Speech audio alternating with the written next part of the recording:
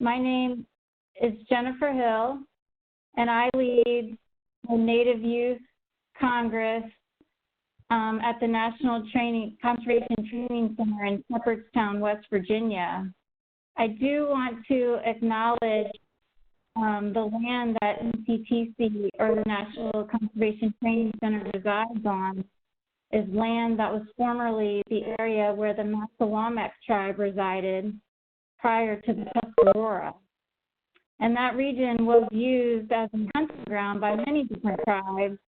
And those tribes included the Iroquois Confederacy, Shawnee, and the Delawares. So with this, we'd like to give thanks to the land that now supports NCTC today. The service strives to promote a positive and inclusive workplace where people from different groups can support each other and create a better environment for everyone. And that's one of the reasons today we try to share about TEK, or traditional ecological knowledge. During today's webinar, we're going to hear from our service employees and partners about how we can use traditional ecological knowledge or Indigenous knowledge to meet our mission. We'll learn what Indigenous knowledge means to them, why it's important for conservation, and how we can all partner together to save species and their habitats by using Indigenous knowledge. Our first presenter, which is Crystal Leonetti, and Crystal is an Alaska Native Affairs Specialist for the U.S. Fish and Wildlife Service, who's stationed out in Anchorage. Crystal is going to give us some background on traditional ecological knowledge, or TEK, and she's going to share how it relates to the service's mission. So, Crystal, I'm going to hand the ball over to you. All right, thank you, Jen. And then I'm going to work on sharing my screen. Just let me know if you can see it. Yes, we can see it. Okay. Waka, Jiskugawa, Bayana Dailuchi. My Yupik name is Juskok, and thank you for being here. My name on paper is Crystal Leonetti. My mom and dad are Al and Grace Poindexter from Beaver Point, Alaska. My grandparents are the late Chuck and Beulah Poindexter from Anchor Point, Alaska. And the late Harry Barnes and Daisy Barnes, who's pictured here, from Dillingham, Alaska. I'm married to my best friend Ed, and we have two daughters, Audrey and Gigi, and I'm Yupik, English, Irish, and German. And I'm the Alaskan Native Affairs Specialist for U.S. Fish and Wildlife Service. I am living and working on the traditional homelands of the Dena'ina people in Anchorage, Alaska. The Dena'ina people took care of this land and stewarded its wildlife and fish and water and air for the last 10,000 years, and they continue to do so, and I thank them and honor them with much gratitude for that.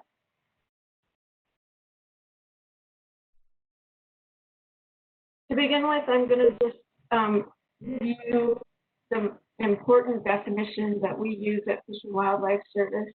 I believe this definition is critical and important because it was written by a big team of tribal leaders and Fish and Wildlife Service employees from across the country. We deliberated over this definition when we were writing the American policy. And so I'm going to go ahead and read the underlined part to you just to have that introduction and definition of traditional knowledge. So it is the knowledge held by Indigenous cultures about their immediate environment and the cultural practices that build on that knowledge. TEK includes an intimate and detailed knowledge of plants, animals, and natural phenomena.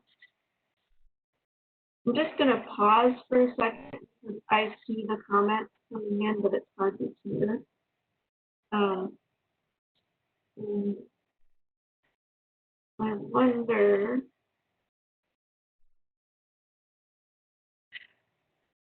if I can read something since I have the ball.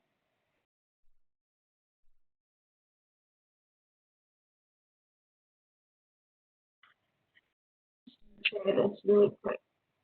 Doesn't look like I have that opportunity to silence computers. Sorry, everyone. I'm going to go back to sharing my screen.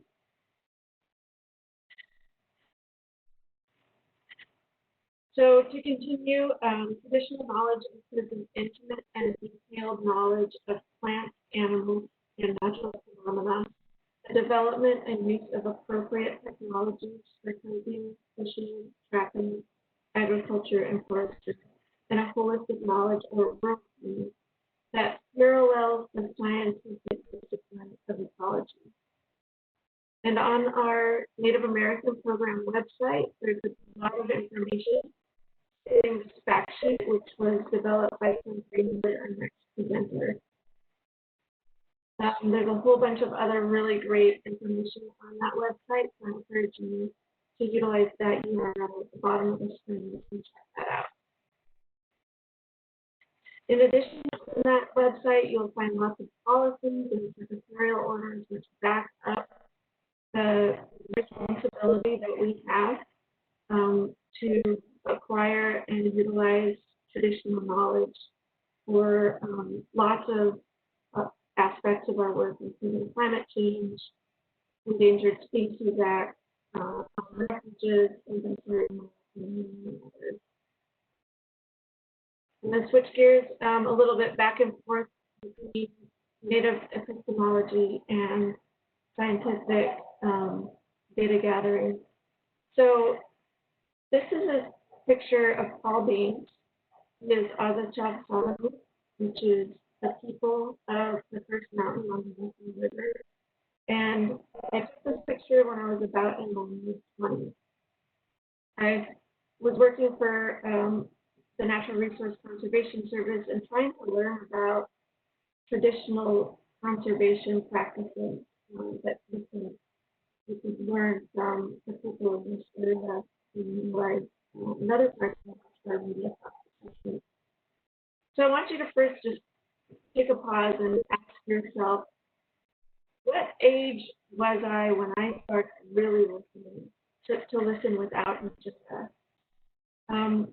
So when I went here to Mountain Village to visit with Paul and other folks there, I had my agenda of wanted to learn conservation practices. And as we walked across the land, he told me about the men's house or the community gathering place where boys were taught how to build and how to make tools. And he told me about bringing the bones of fish back to the beach and they caught them and honoring the spirit. And he taught me about the ways that young people were taught to become children. And I walked away and I went back home frustrated at not being able to learn conservation practices. But I wasn't really listening. He was telling me all along about traditional stewardship methods, and I realized that I was looking for something similar, like what I was taught in Western science, and he was teaching me a more holistic way of looking at the world.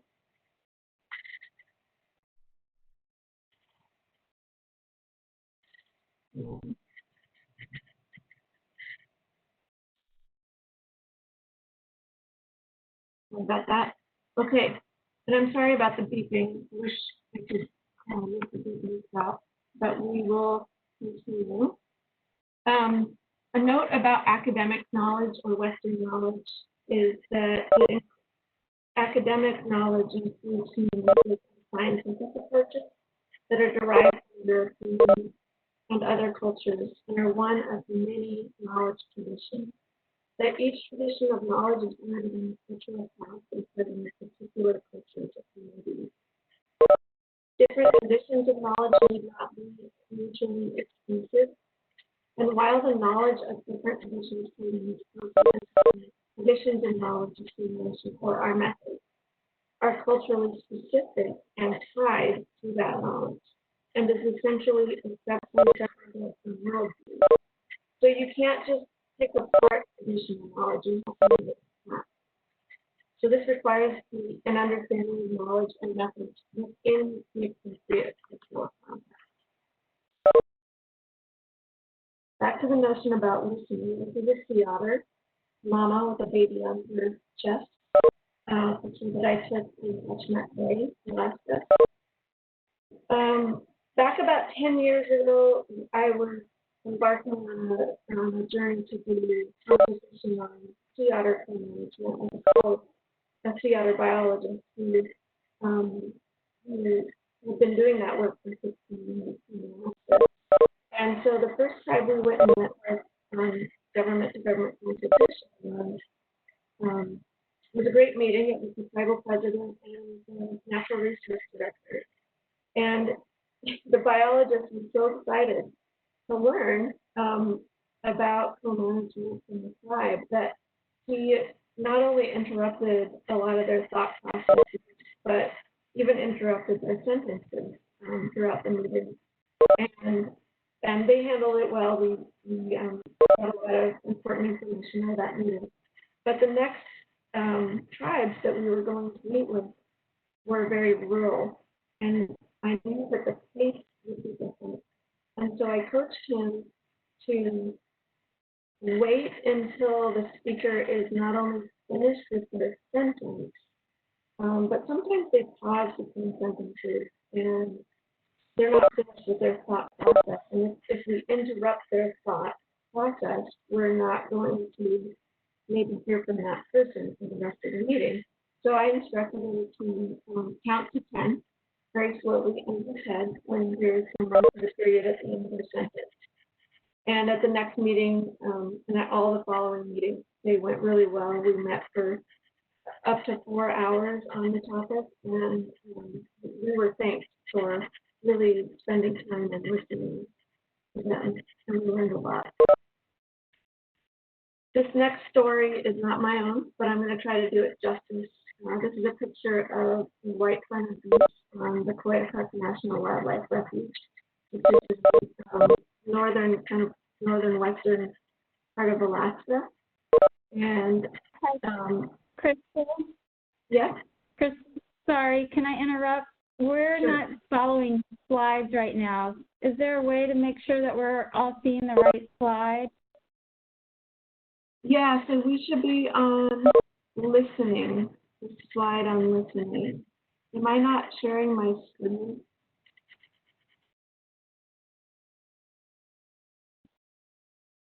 Let me.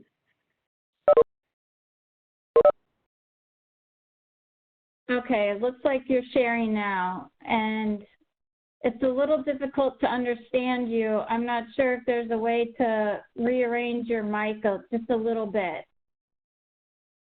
Okay, how's this? That sounds much better. Okay, great. Thank you. I'm sorry to interrupt. No worries. Please interrupt me again if it's hard to hear.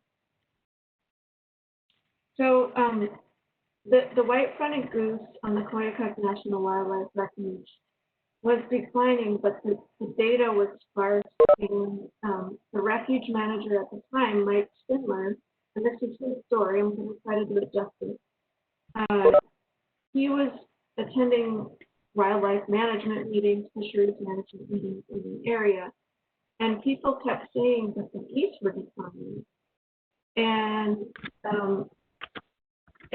he was doing a lot of listening, and he needed to learn some more. So he undertook an effort to do elder interviews. So I'm gonna go to the next slide, and hopefully it's gonna play some audio for you of an elder who's one of the recorded interviews.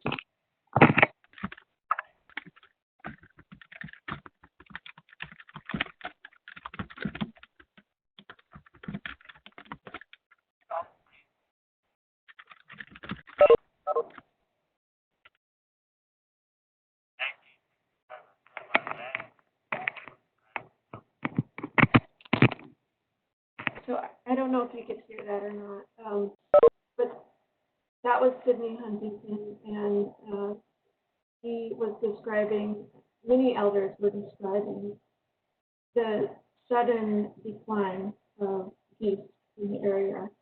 And just a note about listening here, many elders speak English as their second language. And so sometimes it's hard to understand them, but we have to do a lot of listening and just and really get used to kind of hearing from people whose second language may be English and ask questions for clarification. And they're finished speaking after you've counted to 10, but you have much valuable information.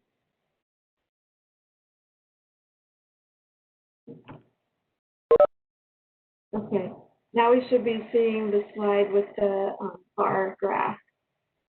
And this just shows the aerial survey counts of the white fronted trees at Koyukuk National Wildlife Refuge, which you can see was declining. And when he was hearing about the decline in the early 90s, the data had stopped. And so he started collecting aerial surveys in the early 90s, and so you can see what the population was doing here. So Mike undertook an effort, interviewed 40 elders from 8 villages. He utilized a standardized questionnaire. Those were the questions that he asked every single elder. And then he incorporated traditional knowledge into the refuge program and cited a federal law, ANILCA, which we have here in Alaska, that justified the use of an inventory and monitoring plan for the white fronted effort.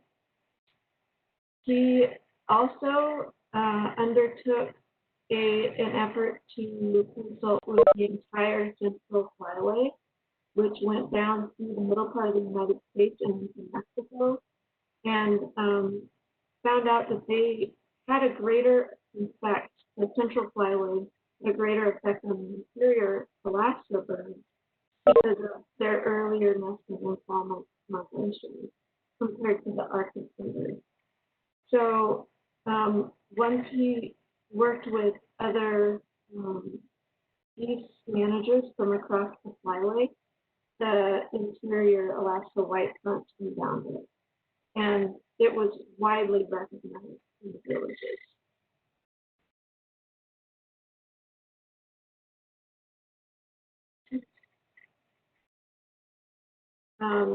Those were a couple of tribal leaders who gave great kudos to Mike Spindler and the efforts of the refuge to bring about the beef. Some takeaways from this, I just want to reiterate to listen and listen without an agenda. It may be not what you are looking for, or maybe it is, but you're not seeing it immediately. So just keep listening. Acquiring TEK is ultimately an issue of earning respect for relationships built on trust. So it may take time. Have a willingness to collaborate at many levels, like I said, across the flyway. And then implement TEK gathering as part of the program. Utilize those federal laws and reference them as policies and federal orders. TEK shouldn't be thought of as something to be blended with academic traditions of knowledge, and certainly not incorporated into those kinds of knowledge systems, but rather as another complementary research method. And both local traditions of knowledge and academic knowledge traditions are valid within their appropriate cultural context for worldview. And finally, I'd like to give a shout out to the refuge information technicians in Alaska. They are Alaska Native people living and working in their home communities, and they truly are my heroes and real experts. So don't underestimate the people around you. They are conservation heroes with a vast knowledge of wildlife. And with that, I'm going to stop sharing and pass the ball back to Jen.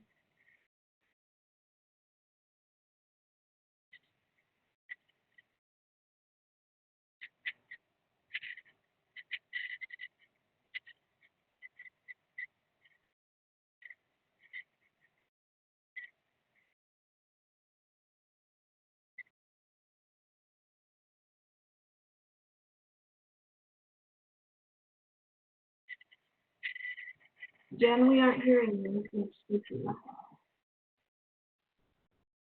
Thank you. Thank you for that presentation, Crystal. Our second speaker is Kim Greenwood. She works for the National Park Service as a cultural anthropologist.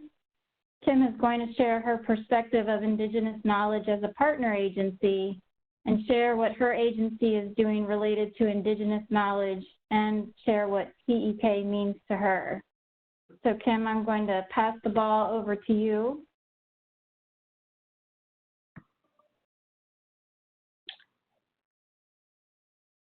Thank you, and I will share my screen.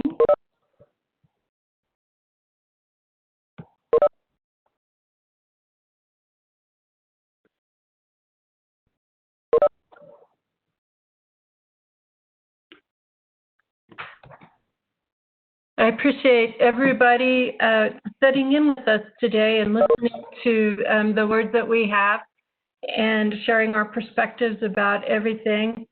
This has been very exciting to be on this call with Crystal and Ciarra at Jen's invitation. I've been a long-time admirer of Crystal. We started working at Fish and Wildlife Service more than a decade ago, so that's been a long time. And Ciarra, I've gotten to meet her through this process, and I've been impressed by the webinar series that she has been having for the last few months. So if anybody gets an opportunity to watch her webinar series, you know, that's a great thing to do. I'm speaking to you from Colorado, which is the ancestral lands of the Ute tribes and the Ute bands. This land has also been used and traversed by numerous other tribes, including the Arapahoes and the Cheyennes. And so we thank them for letting us use this place to live and work. Today, the 3 points that I'd like to share with you is that my intent is to provide information for the careful consideration and understanding of TEK research. And to me, it's really important that researcher must be willing to get into a different headspace about knowledge. And I speak about this from personal experience as well as watching others succeed and fail in their endeavors. And probably the biggest thing that I've seen is that when a researcher is trying to learn TEK and they're framing it through the scientific method, the Western scientist gets very frustrated, and that tends to damage the dialogue with Indigenous counterparts. So sometimes you have to visually think about yourself moving into a different way. We need to get out of our heads and answering questions and move into listening and to what it is that our Indigenous counterparts are telling us. Some of the minimum transformative actions that I think might help a researcher is to engage tribes in a good way, to keep in mind that we need to honor tribal sovereignty. They are independent nations of their own right, and they have the right to make decisions for the best interests of their citizens. And so in this process, it's really important to get free, prior, and informed consent from the tribal government, as well as the individuals who are participating in the project. When you undertake research, that in the idea stage, if you can approach the tribe in a way, or the Indigenous community in a way to discuss what your needs are and learn what their needs are, then you can collaborate on a project that is going to be mutually beneficial. Also, acknowledging the giving and receiving of something of value. We are comfortable going to a university and paying lots of money to learn from the professors and to receive a degree. in the same way, we need to keep in mind that when we approach Indigenous community to learn what they know, that what they are telling us is of value, and we need to discuss what it is that we can offer them for the value that they're sharing with us. Many times you'll hear this term reciprocity, and that's that's the acknowledgement of the value and what you are exchanging for something of value. The fourth point that I'd like to share with you is to accept that with the receipt of knowledge comes responsibility. And this is extremely important. There is a responsibility to the giver, both the person and the Indigenous community, to do no harm. To the information, in our society, we look at information as something to be shared with the public at large. And we need to keep in mind that in other societies, that the rules with regard to information may be different. And so understanding how that information can be used, what rights that they're granting us with the information that they share, and protecting it to the best of our ability. If for some reason we have an instance where we cannot protect it in the way that they wish us to, then we need to be forthright about that before they give us the information. And lastly, we have a responsibility to the ecosystem, and many times we refer to that as stewardship. I'd like to share with you a number of products that have been developed to help people with regard to these thoughts. One of the first things is the Interagency TEK work group call. 10 years ago, Ciarra, who is with the Fish and Wildlife Service as a biologist, and myself started this interagency work group call. We have a large number of different agencies and departments who participate in this monthly call. The call was inspired by Ralph Morganwick and Rick Coleman, who were the previous DOI and Fish and Wildlife Service Science Integrity Officers. And they said that we need to really think about what other agencies are doing and how we can be consistent. And this also falls in line with a couple of National Congress of American Indians resolutions that were passed back around 2012, 2013. I'm going to share with you a couple of screenshots. We took, Crystal mentioned the informational sheets that Fish and Wildlife Service had that were developed by Ciarra, Crystal, and myself.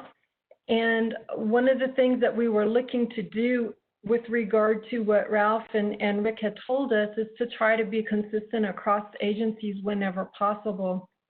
Joe Watkins was the tribal liaison for National Park Service at the time. So on our SharePoint site, we went ahead and we took the Fish and Wildlife Service informational sheets and we adapted them for the National Park Service. So basically, the information in the fact sheets are the same as Fish and Wildlife, but you will see that we have customized it with some specific information. Yes, ma'am. I don't know if anybody else has found what I'm seeing, but it looks like this is my screen. It looks like a blank screen. Yeah, it's just gray.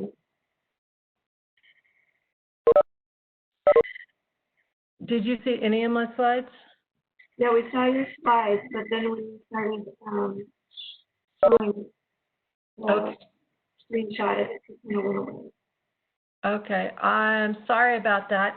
We do have a SharePoint site, and I don't know how to make it visible because I'm still on screen share.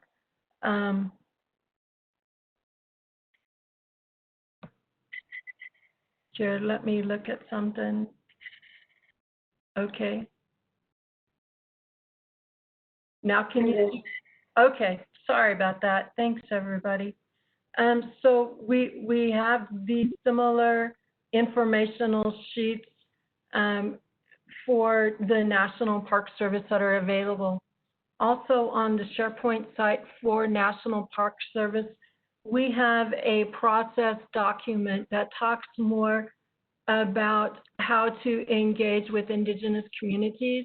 It is not policy, it is a recommended item. And so hopefully, you know, that could also be useful for others. If we are requested for it, we do share it outside of the agency. And it was peer reviewed by individuals throughout the region and a couple of other agencies. So that is something we can share. The next thing I'd like to share with you is a website. And this website, and hopefully you can see it. Can you see this website? Yes, now we can see it. Yes. Okay, Yes, great. can. This website is a service for everybody in the world. We actually have 1/3 of the visitors from countries around the world, and then 2/3 are from the United States. You will see some menus here, description of TEK, and there's sub-pages for information. The news tab is for things like conferences or short-term articles, things like that. Guest columnists, we invite people from a variety of different institutions, and we've also had a guest columnist from Canada and one from Australia who give us their perspective on things. We clearly note that this is not the views of NPS, but we like to provide a forum for discussion. The most recent column is by Stefani Crabtree and her student Evan Holt, and that is up there today if you'd like to read that. For TEK applications, we divide them between international, and we divide it by continent and then country, and then the United States. And in the United States, we try to divide the articles by ecoregion, and these articles are white and gray literature that provide information on applications of TEK. We find many universities use the applications and the issues pages for research and student assignments.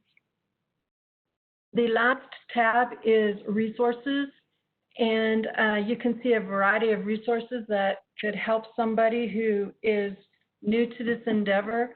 Under the guides tab, we do have Crystal's guides from when she worked at NRCS. And another thing that I'd like to bring your attention to is the Tribal Research Policies, Processes, and Protocols project. With this project, as I mentioned earlier, tribes are sovereign entities, and they have the right to they have the right to develop their own laws and regulations. And so you can come to this page and look up a particular tribe and find out information from that tribe with regard to, do they have a protocol? Is it formal, informal, under development? Who do you contact? What types of permissions do you need to start a project? Is there a fee structure? Issues and concerns the tribe has, and some of their high interest areas for research. The last project that I would like to share with you is the faculty researcher query. And on this particular project, we have conversations with university professors about what types of projects that they do. What does TEK mean to them? what types of research methods do they do, which Indigenous communities have they worked with, and a variety of questions like that, which if you have a project and you're looking for a researcher, you can cross-reference this information and to develop a short list of researchers who could help you with research with a particular Indigenous community. And so while this project and all of these products are within the NPS, we are willing and able to share them with you. So if you're with a different agency and you're interested in anything, please feel free to contact me, and I would be happy to share them with you. And again, thank you so much for the opportunity to speak. I will go ahead and pass this to Jen.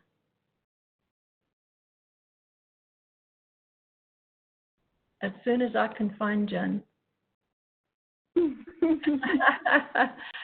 There you go. Thank you, Kim, for your presentation. We appreciate it. So our last but not least speaker is Ciarra Greene. And Ciarra is currently serving her second term on the Nez Perce Tribe Resolutions Committee and is on the Native Environmental Science faculty at Northwest Indian College, the Nez Perce site. She's going to tell us about her view of Indigenous knowledge and why the transfer of that knowledge across generations matters, which is very important for our upcoming youth. So Ciarra, I'm going to pass the ball to you, and you may begin. All right, thanks, Jen.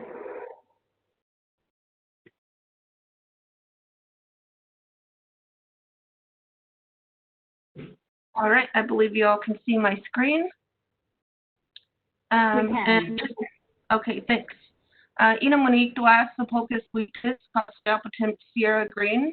My given name is Sepulchus Wheatus, and that means thing that causes survival.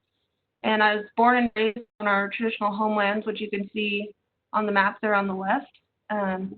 Nez Perce homelands, in my perspective, extended into that dark tan color anywhere within the Columbia River tributaries. My perspective, and this is personally me, that anywhere that the tributaries went, I'm sure people went either to gather, explore, and to trade. So that's what I consider our traditional homelands. The section within the dark or the light green is our homelands as of the 1855 treaty signed with the U.S. government, and then the dark green is our 1863 reservation, our current reservation, which we refer to as the Thief Treaty or the Steel Treaty, and that's because not all of our leaders signed that at the time that it was brought forth to the U.S. government. I just like to show this and acknowledge the land that I'm on today. I'm located in Lewiston, Idaho, which you can see there on the map, just a little bit off our current reservation, but in the heart of our homeland.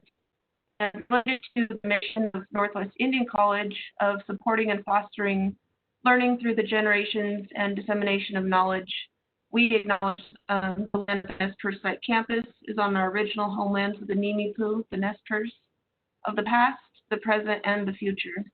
And we acknowledge the entirety of history of this place and honor with gratitude the land itself and the people who have stewarded it through the generations. On the right-hand side, you can see our origin, our place of origin, which is the heart of a monster that still lies upon the landscape, and a rendition from a kindergartner of the story. And so it's a really great story if you have time to look that up or listen to it online.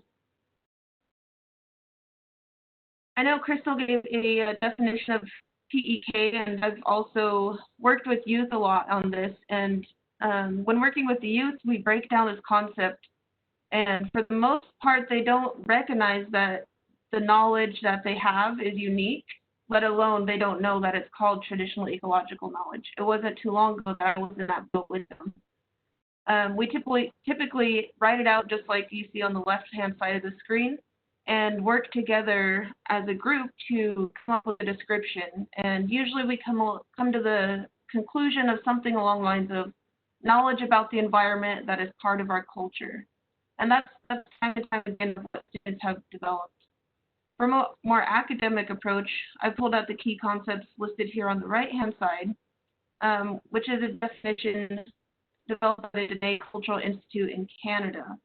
And I think it's important to recognize and acknowledge definitions that are written by Indigenous people about Indigenous people, which both Kim and Crystal referred to a bit in their presentations. So I'll read the definition and you can kind of go down the checklist of those concepts. Traditional ecological knowledge is a body of knowledge and beliefs transmitted through oral tradition and first-hand observation. It includes a system of classifications, a set of empirical observations about the local environment, and a system of self-management that governs resource use. Ecological aspects are closely tied to social and spiritual aspects of the knowledge system. The quantity and quality of TEK varies among community members, depending upon gender, age, social status, intellectual capability, and profession. For example, hunter, spiritual leader, or healer. TEK has its roots firmly in the past. It's both cumulative and dynamic, building upon the experience of earlier generations and adapting to the new technological and socioeconomic changes of the present. And I really like to use this definition because it's so comprehensive and inclusive as to all the components of what TEK really embodies. So to start out, I just want to acknowledge a statement by Dan Wildcat in the book Power and Place, and it reads up there in the right-hand corner. It's not enough to simply collect oral histories, study the language, learn the tool-making procedures, and know the arts and crafts of our Indigenous societies. All of this being done ought to be done, but we must explore experientially living in the world. And so I'd like to share that quote, and I'll start by sharing some of my own personal and lived experiences as a Nimi Pu'ayat, a Nez Perce woman, who was raised within our community and engaging in our traditional lifeways since childhood. This quote at the bottom that you see is a quote by Tuhuzu, who is one of the chiefs during the Nez Perce retreat from the U.S. government. And this one, I'll read it here in a second, but it took me about 20 years, the first 20 years of my life, to come to understand what this means. I belong to the land out of which I came. Earth is my mother. So you see, our inherent connection to the land and plant-animal relatives is innate and complex. This representation on the screen is a simple depiction of the tools we use, the animals we harvest, and the plants we gather seasonally throughout the year. We have specific places that we visit and associated practices and traditions connected to those places. This is a depiction that was created by our local National Historical Park, the Nez Perce National Historical Park, located in Spalding, Idaho, in collaboration with the Nez Perce tribe and community. You can see through the list of TEK components here. So here's some examples of my family, and this is what we're actually going to embark on this weekend, is some fishing down on the Ciarra River. And it's a whole family affair. We have the little kids and the grown adults, and my dad now, who's a grandpa, and my uncle and my aunties are grandpas and grandmas. They typically, the elders sit on the banks, and they're kind of the spotters for the salmon in the waters. The younger kids, we place them at the ends to scare the salmon up to where everybody is holding these long gas poles. You can see the gas pole I'm holding here and the hook within the camera screen. And then we have a variety of people hanging out, some on the banks that are going to help bring the salmon in once they're caught. And the ones with the long gas poles you see there are the ones who are going to catch the salmon. Our boys, they're very active in helping in all the things that we do, whether it's packing the fish. Of course, you can imagine a little boy's favorite part is knocking a fish out with a club, and they do actually help with the cleaning of the fish and packaging as well. But you can see here in these pictures that if you look at this list again of these concepts, that although you may not know exactly our practices, our traditions, and our culture, you can look at this list and start to pick out these components of TEK in our everyday lived experiences. Same thing in our hunting season. It's a whole family affair. It's not just the men that go anymore. Us women as well are out in the mountains hunting. The little kids, they come too, sometimes getting to claim a deer as their own, whether it's theirs or not is up for debate. But again, you can see through the list of TEK concepts, and you can easily identify those in what we're doing. All throughout the year, we follow these practices, whether it goes to root digging, gathering medicines, harvesting and taking care of fish. And these are things that I was born and raised doing, and I'm still learning. There's still a lot to learn. And I'd just like to show this video, and I'm going to let it play through here, to show us digging a root with one of our traditional tools called a tukis. This is one of our early roots that comes up in April. The time is called kekital, and the root that we're digging is kakit, so our time is called time to dig kakit. After we plant the seeds back in, which is a very sustainable practice, we have our root, and the ground is not disturbed at all.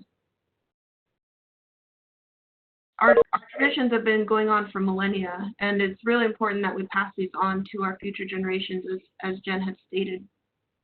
Our inherent connection to the land, though, is something that doesn't have to just stay outside of the classroom or outside of academia or outside of institutions and agencies. Bringing these concepts into formal education is simple, considering the transferable lessons. This section that you see on the screen on the left-hand side in the green is pulled from the Next Generation Science Standards, which several states have adopted in the U.S., and the arrows indicate where the conceptual frameworks align with the TEK and Western Science Common Ground model. So if you can imagine on the right-hand side, there's a Venn diagram. On the left is TEK, on the right is Western Science, and in this middle is Common Ground. And so with this model showing that these concepts that are required to be taught through the Next Generation Science Standards can be found within this common ground between TEK and Western Science. This is an excerpt from my master's thesis, which I could talk for hours about, but I will leave that to another day. For both youth and adults, so we amplify our TEK and pair it with Western science through storytelling, for example. And so here, I just want to read this quote from one of our current elders, Leroy Seth. It says, "Our animal legends have a lot more truth to them than many think, and there are a lot of lessons we can learn from our brothers and sisters who live on the land, in the air, and water. It is important to observe animals and pay close attention to them and do things that will preserve them. If we lose the animals because of pollution which we have made, we will be next." And our stories tell this lesson, teach these lessons over and over, time and time again. And I like that both Crystal and Kim talked about listening, and they were very focused on listening to the Indigenous people. And as Indigenous people, we're very focused on listening to our plant and animal relatives. And so we have another story that talks about lamprey eel. In our area, it's a lamprey, so it's actually a native species. We welcome it, we honor and respect it. And suckerfish, which is a fish that is full of bones. And the story goes, they're playing an old gambling game of ours that you play with sticks. It's called stick games. And you bet things that you have, and you sometimes the purse can get up to hundreds of thousands of dollars. But in this game, lamprey, eel, and suckerfish were playing, and lamprey was getting down to nothing, and he had nothing left, but still had so much confidence in himself that he bet his bones in the last round of game. And if anybody knows the physiology and anatomy of lamprey, they have no bones, and so of course you can think, yes, lamprey lost that game. Suckerfish, on the other hand, has plenty of bones, so he won that game of stick games. And our stories are relevant today, and when we ask children these, how is this relevant today, they have answers for us. When we ask them what's cultural values, they pull out resiliency, confidence, perseverance. And then when we ask how is this related to science, they say it talks about the anatomy, it talks about evolution and ecosystems, it shows the differences between the two different fish. And it's really important to allow our youth and adults to think freely about these and not have expected answers and outcomes, because that's just the point of our stories. Is these stories have a lesson today as they did before and as they will into the future. And it's the times that may change, but the lessons within these stories are going to be relevant for time that goes on. We also have another story about beavers stealing fire from the pines. That's how we were able to obtain fire. And just recently in Earth and Space Science News, which is a publication by American Geophysical Union, it talked about how beavers and their dam building actually reduces the impact of wildfires on landscapes. And so fire and beavers have a strong relation since time immemorial that we've come to understand. Lastly, focusing on a collective impact for our tribal community, we developed a program called Nimi Punawat, which means Lifeways of the Nez Perce. And so collective impact is something we're really focused on here as an Indigenous person, a tribal community member, somebody who works in a higher education institution, and also as a member of our government for the Nez Perce tribe. We pulled together our tribal community, our Nez Perce tribe, the various divisions working with air, land, fire, and water, and also local agencies like the U.S. Forest Service, the Idaho Fish and Game, and institutions like the Lewis and Clark State College. We had conversations about their ongoing efforts for the protection and healing of our homelands and our relatives, like the condor. But most importantly, we provided opportunities for participants and partners alike to experience our homelands, to build that reciprocal relationships where responsibility to past, current, and future generations is paramount, and mutual respect for our human and non-human counterparts that was honored. I just want to end with a couple of quotes here. Experiential learning for everyone is essential in moving from a shallow understanding of TEK, maybe just the definitions, to a deeper recognition and acceptance of the knowledge systems that date back millennia. So the first quote reads, "We must begin with respect.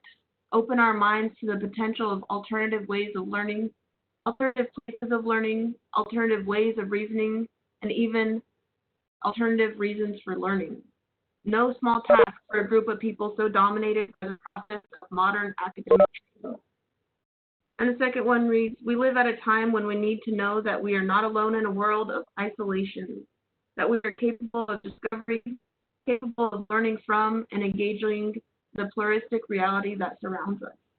So I just encourage each of you to not only listen to Indigenous folks who you may be working with in your practices, but also take time to connect with the land and learn from and with the land. And I will pass it back over to Jen.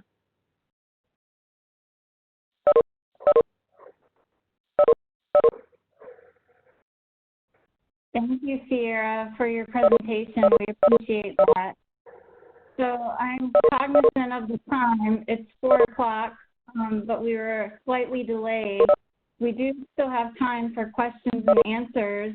If there are any questions in the chat, go ahead and type them into the chat, and we'll be sure to answer them. So for any of our presenters, this will be your chance to get information.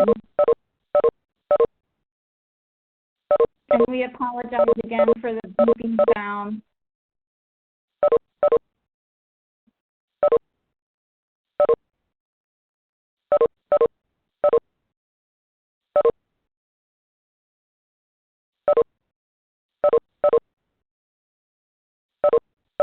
So no questions yet, just many thank yous.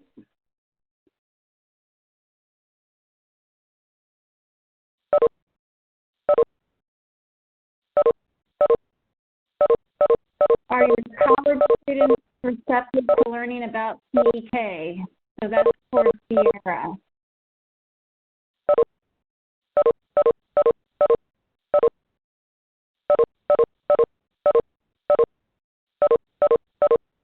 Ciarra, do you want to answer that one?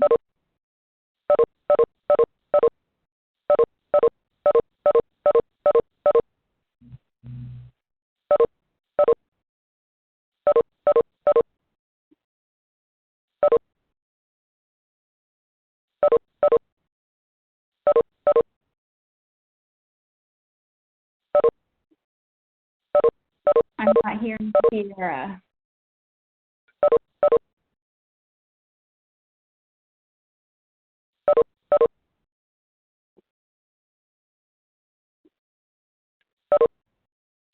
As an academic who studies environmental history, how should I balance what I'm reading in sources, and when should I step back and listen to present-day sources?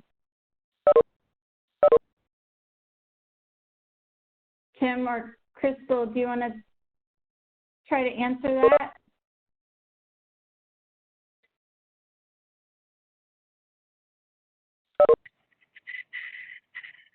Can you repeat the question, Jen?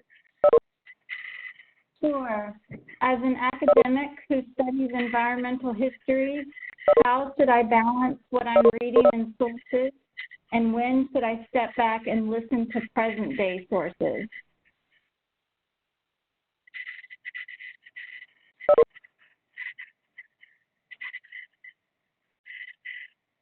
Tim, I don't know if you have an answer to that off the top of your head.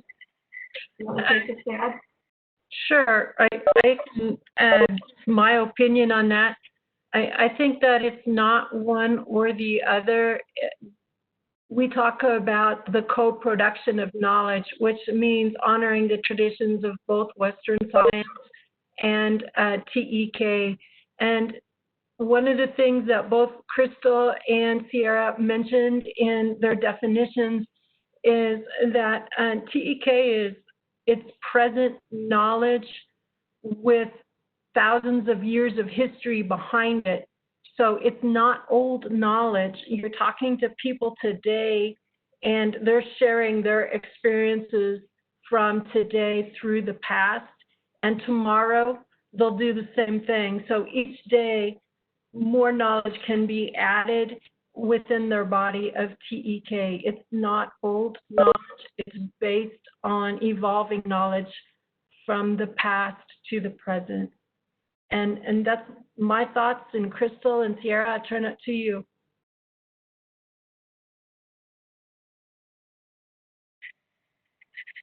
I'll just say that this is simple. I agree, and I don't have anything to add.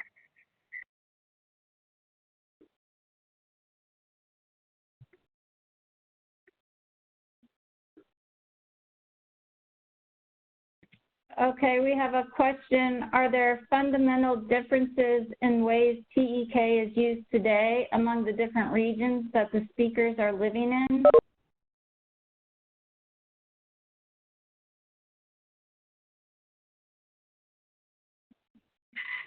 This is Crystal, and I would say that there probably are, but essentially it's a matter of the things we talked about.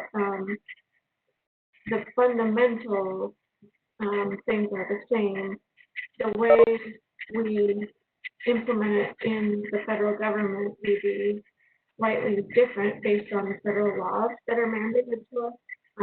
So in Alaska, we have a NOCA, the Alaska National Land Conservation Act, which Title 8 that manages the systems on federal land.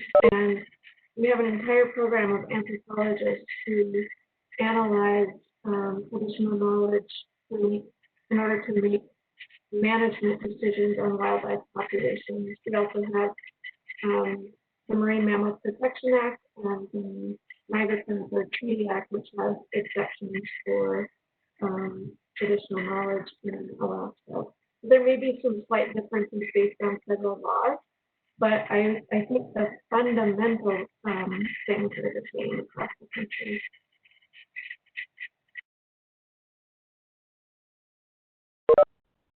Thank you, Crystal.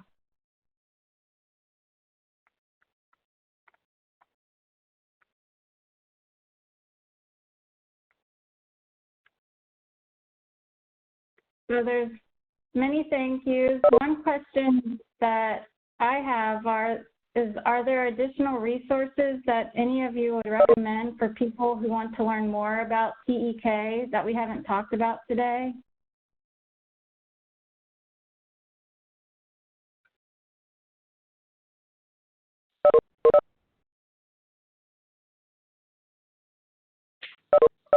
This is Kim, and there's quite a bit of literature out there with regard to TEK. And when you look at the TEK website, and I did put the link in the chat box, what you'll see is each of those are entries for different articles. So you can read guidebooks. It'll give you information to access guidebooks. It'll give you information to access applications articles. It'll give you information with regard to issues and like TEK versus Western science or intellectual property or things like that that are of concern of Indigenous communities, so you can see what those perspectives are out there. And if you type in Google or any search engine, traditional ecological knowledge, and it's better to use the full words because if you do TEK, it comes up with some kind of a company. But if you use the full words and you search traditional ecological knowledge or Indigenous knowledge, you'll see a wealth of different places that you can get more information. Okay, thank you for that.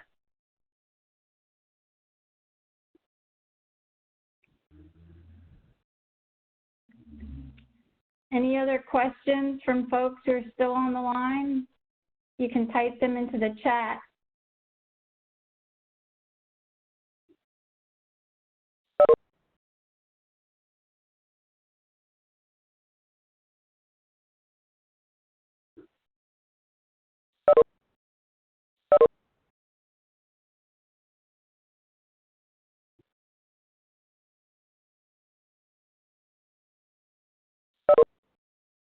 All right. Oh, here we go. What is the most common context in which federal agencies reach out to tribal nations regarding traditional ecological knowledge? So again, what is the most common context in which federal agencies reach out to tribal nations regarding traditional ecological knowledge?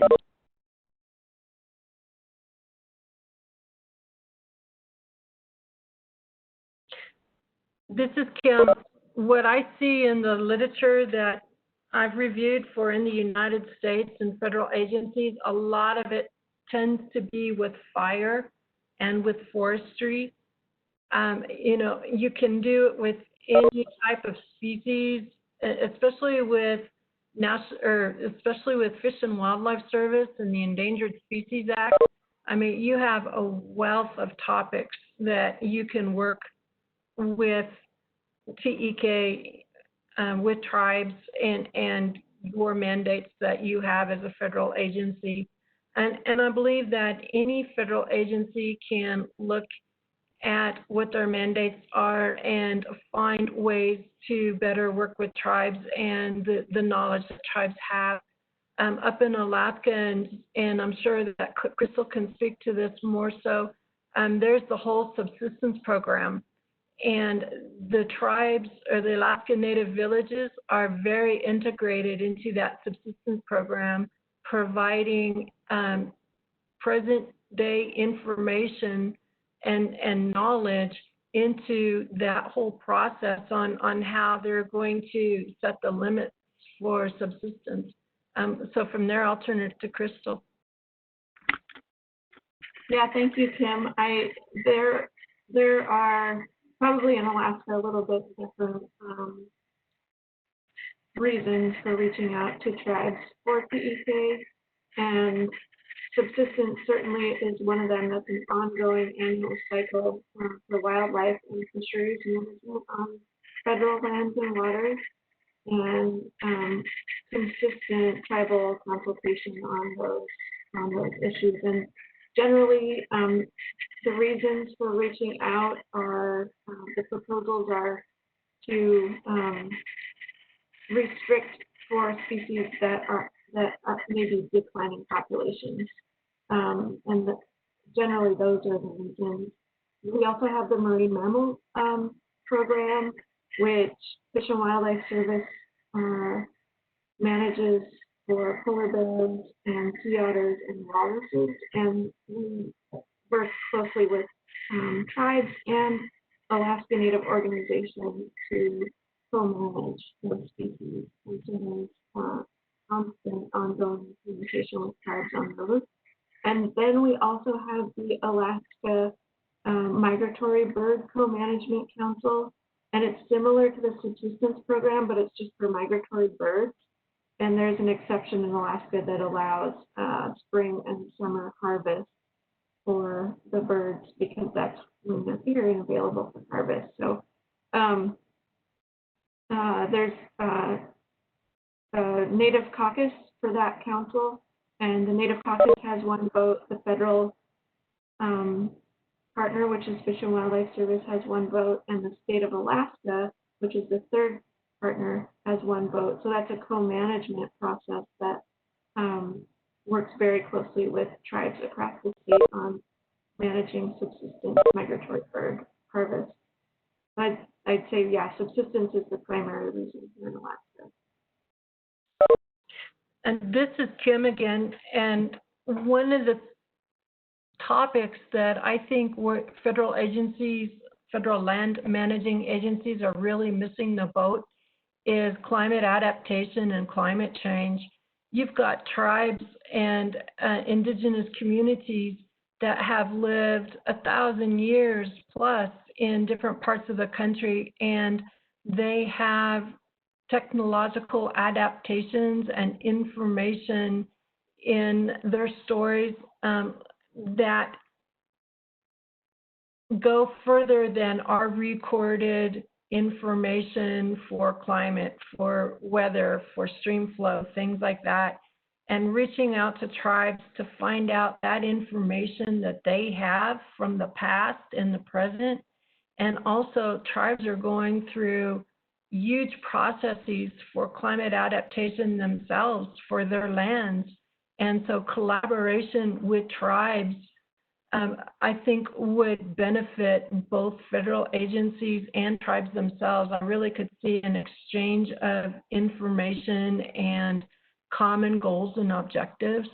And so that's one opportunity that we could explore more than what we are already doing.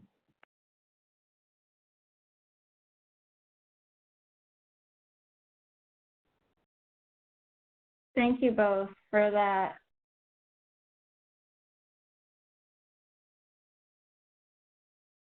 All right. I think that wraps up today's presentation. I want to thank everybody for the panelists for your time, sharing your thoughts with us. We appreciate that greatly. And I also want to thank the attendees for taking the time out to listen and spend this afternoon or perhaps early morning with us. So we appreciate that. This webinar will be recorded and the link will be sent out. It will also be available on NCTC's website under recorded webinars, but we will be sending the recorded link out as well. And we hope to follow up with more webinars, and our technological advances will increase greatly by then. So we thank you for your patience with us, and we'll wrap it up for today. So thank you, everybody.